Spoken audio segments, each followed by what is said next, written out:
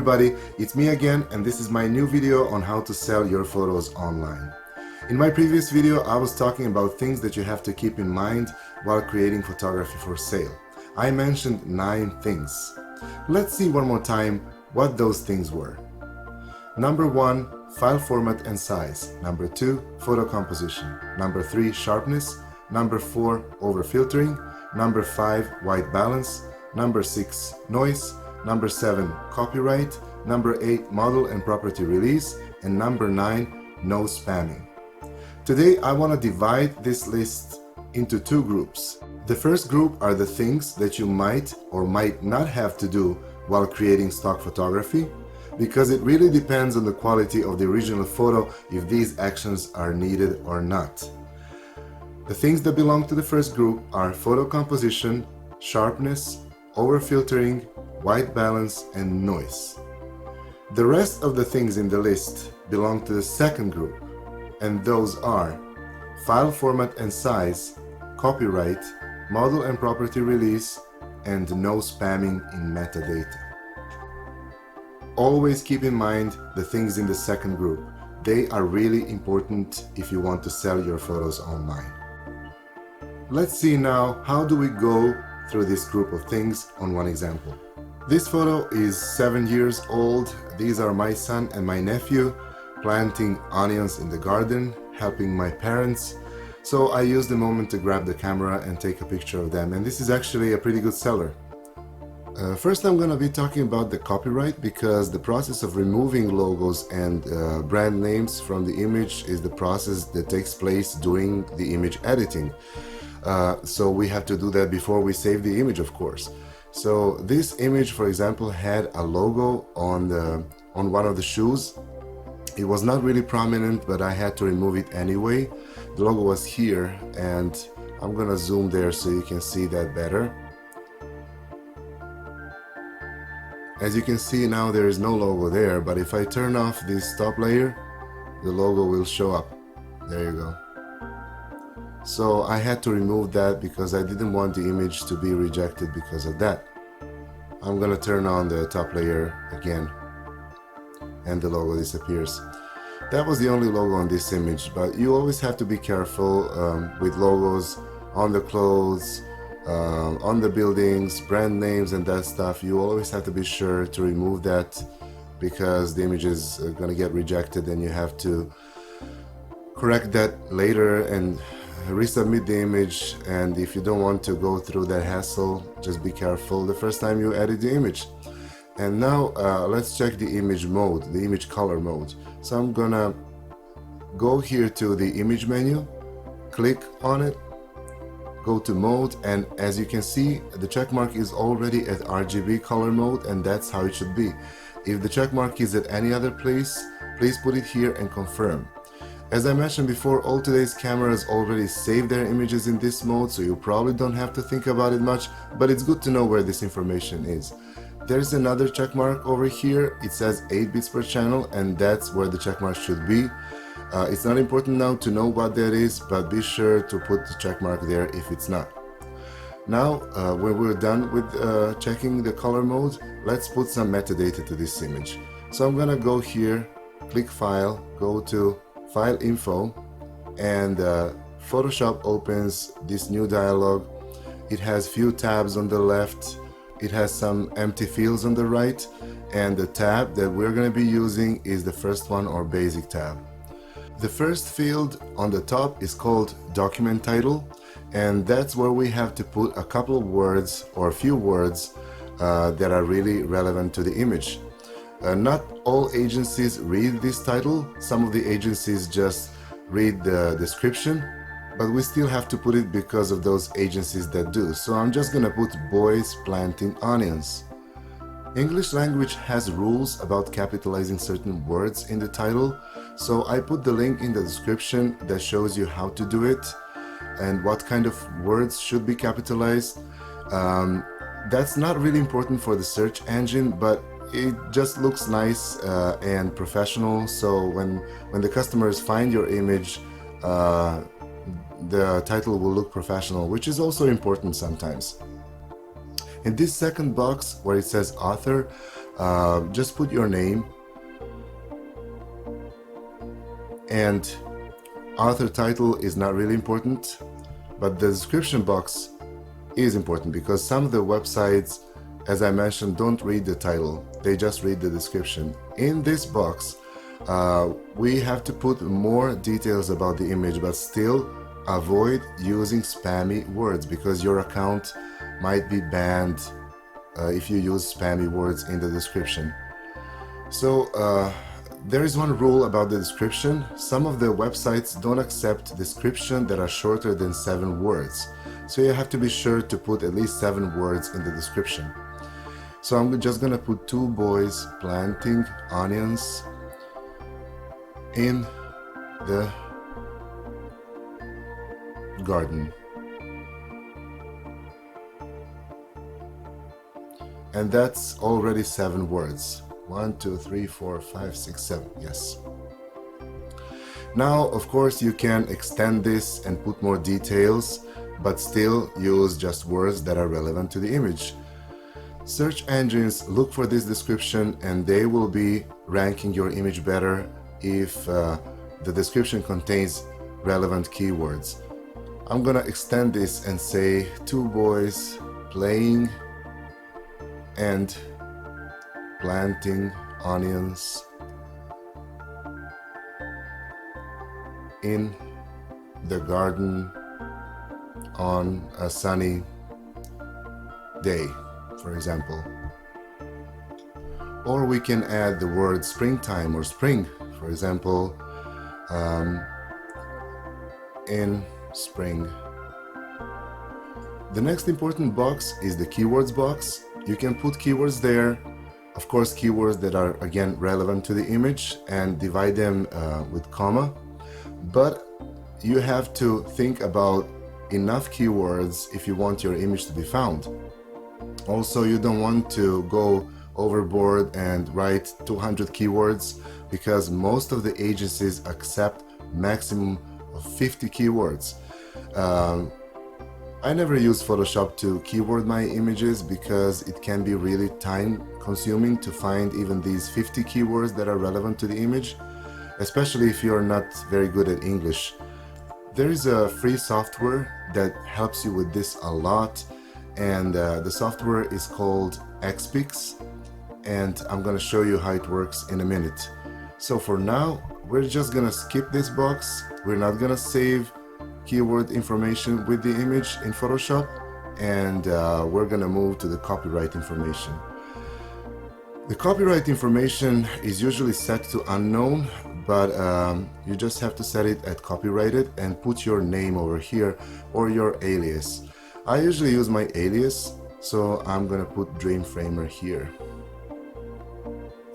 And now when we have all this information, we are ready to save the image. So I'm just gonna click OK, go to File, and save the file as it is in Photoshop format.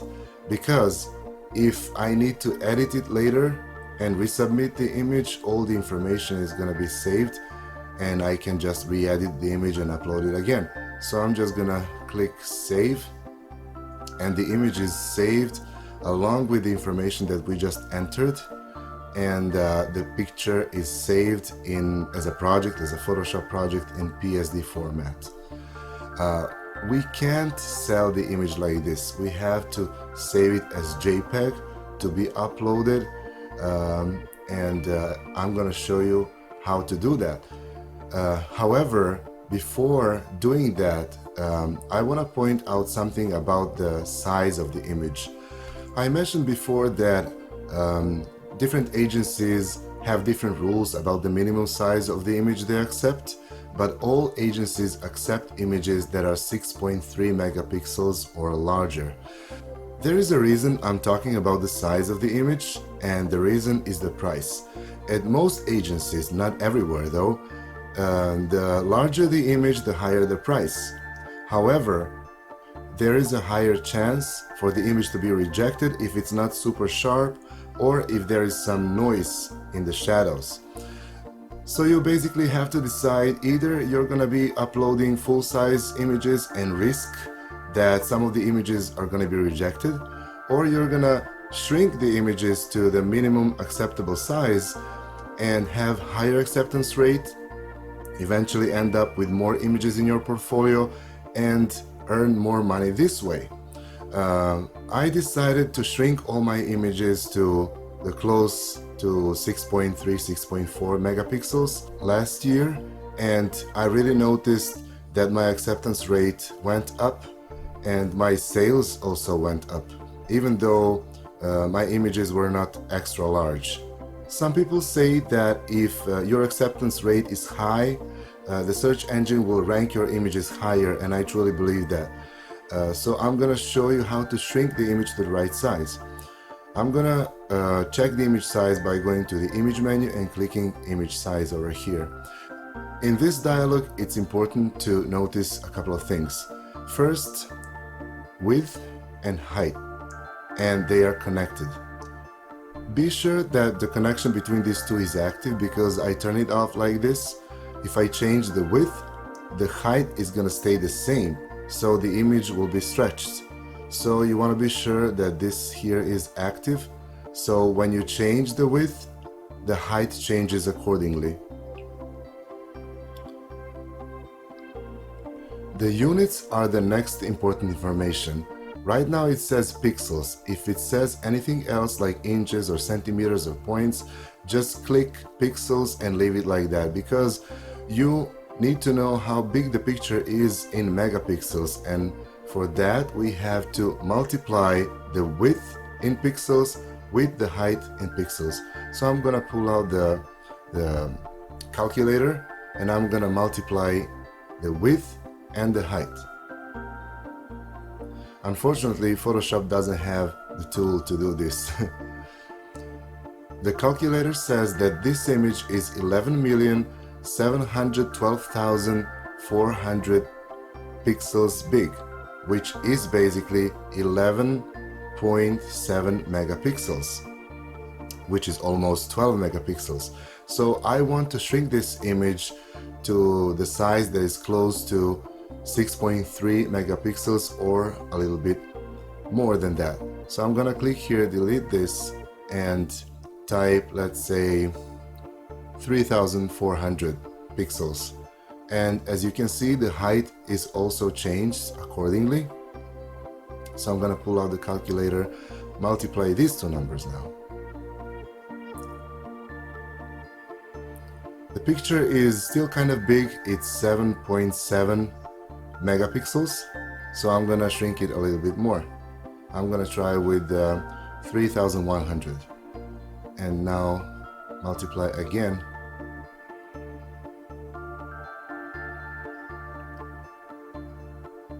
And this is about perfect, 6.4 megapixels.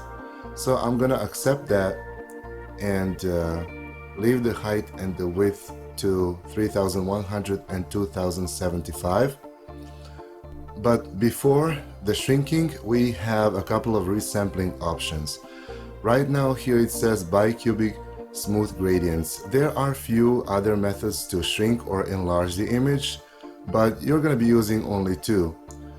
One of these two is bicubic smooth gradients, the one that's already chosen. And that one is good for both enlarging and shrinking, and the other one is bicubic sharper, which is good for reduction of the size because it makes the picture a little bit sharper. So I'm gonna use this one in this case, and I'm just gonna click OK. Now when the image is shrunk to the size that I wanted it to be, I'm just gonna zoom and check the image at 100% again to be sure that everything is fine, because this is the level of the zoom that reviewers are going to be using to review the image. So if you're happy with the result, just go ahead, click File, click Save As, choose JPEG instead of PSD, and just click Save. Now we have this dialog where Photoshop asks about the quality of the image. The higher the quality, the larger the file. For the picture to be accepted, the quality has to be between 10 and 12. There is no really visual difference between 10 and 12. The only difference is the size of the file. Level 10 will give you much smaller file, but if you don't have problems with your internet connection, if you have fast internet, just save the image at maximum quality just in case. So I'm gonna click OK, and now our image is saved as JPEG, and all the information that we entered as author name and description and copyright is inside the image. I'm opening now that free software that I mentioned before.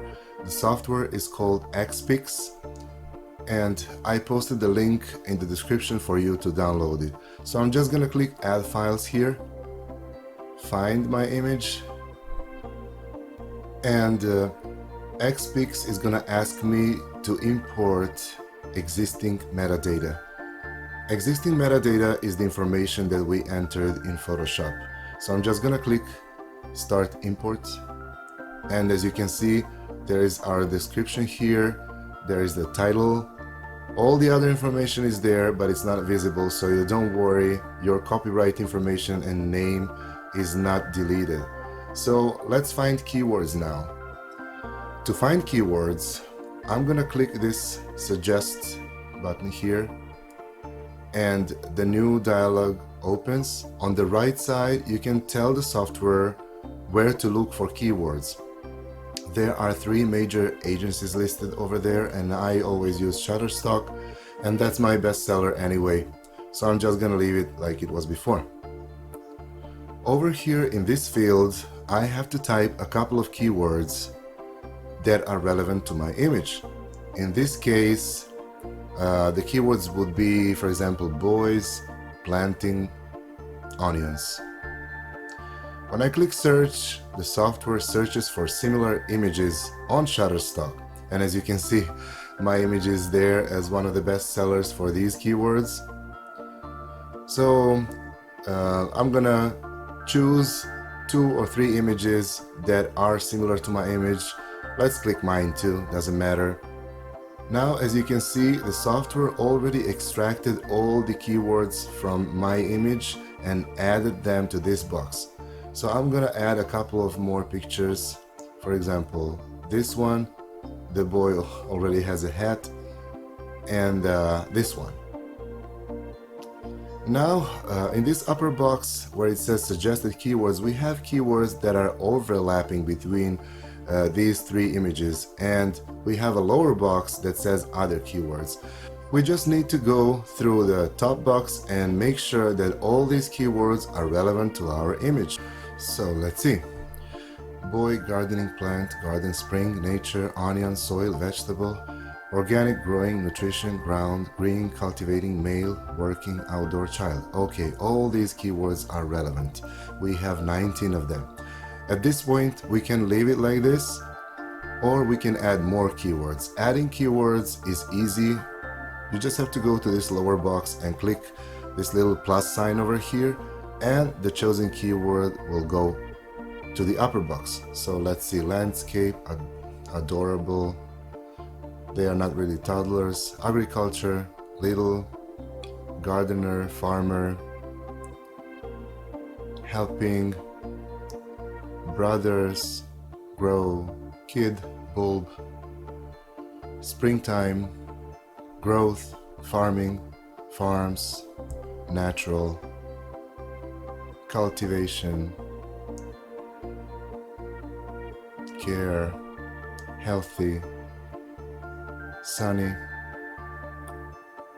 brother, family, worker, agriculture.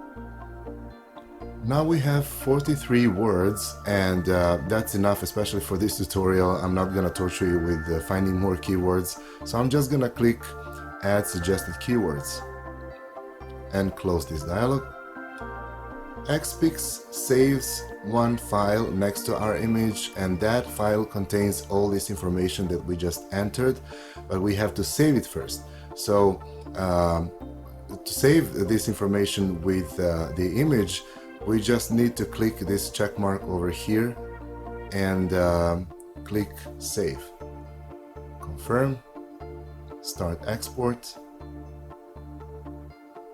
And now the image is saved with all the metadata that we entered, and all stock photo agencies will be able to read this information when you upload the picture. So you don't have to enter the same information over and over again at every single photo agency where you want to sell the photo. Since we're done with this, we can turn off XPix and the image is ready to be uploaded. Now let's talk about the model release, because this picture requires a signed model release to be accepted for sale in the first place. What is a model release? A model release is a paper, a legal document, signed by people who are in the photo or their legal guardians, parents for example, if the people in the photo are minors. This paper basically serves us as a permission to sell the photo with these people in. When you start taking pictures of people for sale, it's always easier to start with your family, friends and cousins, because it's gonna be easy to ask them to sign a model release for you. When they do that, you scan the paper or take a picture of it and upload it along with the photo in the special section of the website that sells photos online. Later on, when you gain some experience, you can start hiring models. You will still have to ask them to sign a model release for you, even though they are professionals. And you can even sometimes ask strangers on the street to sign a model release if you really took an interesting picture of them. And that will be all for this video. I hope you liked it. If you did, press that like button, make a comment, subscribe to my channel. I'm gonna be uploading videos weekly. I'm gonna cover all the details about selling photos online and making money that way. I also have another playlist that is called Photoshop Tutorials, and I have some very exciting things to show you guys. So I hope we're gonna keep in touch. See you. Bye.